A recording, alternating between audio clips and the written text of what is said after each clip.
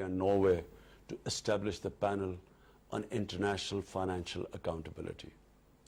Each year, billions of dollars illicitly flow out of developing countries.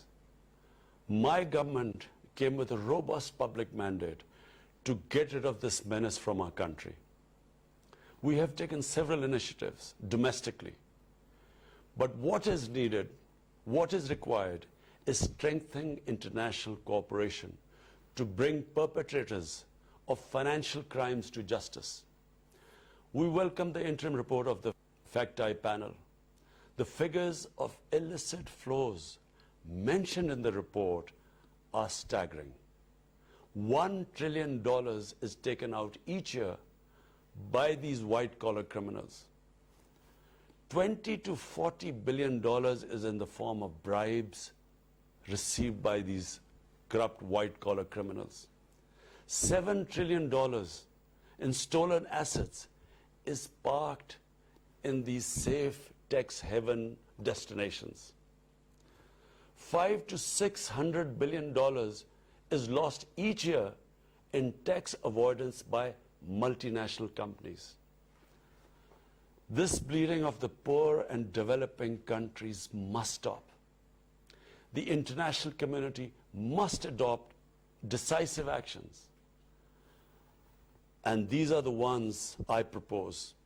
Number one, the stolen assets of developing countries, including proceeds of corruption, bribery, and other crimes, must be returned immediately. Two, the authorities in haven destinations must impose criminal and financial penalties on their financial institutions which receive and utilize such money and assets. Three, the enablers of corruption and bribery, such as accountants, lawyers, and other intermediaries, must be closely regulated, monitored, and held accountable. Four, the beneficial ownership of foreign companies must be revealed immediately upon inquiry by the interested and affected governments. Five, multinational corporations must not be allowed to resort to profit shifting to low tax jurisdictions for avoiding taxation. A global minimum corporate tax could prevent this practice. Six, revenues from digital transactions should be taxed where the revenues are generated, not elsewhere. Seven, unequal investment treaties should be discarded or revised, and a fair system for adjudication of investment disputes set up.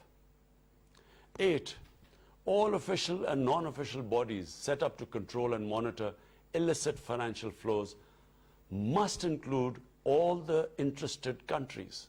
Nine, the UN should set up a mechanism to coordinate and supervise the work of the various official and non-official bodies dealing with illicit financial flows to ensure coherence, consistency, and equity in their work.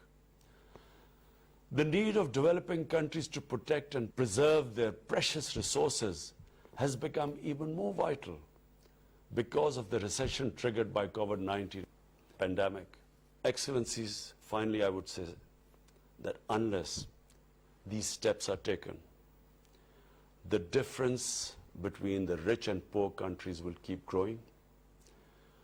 The developing countries will get impoverished.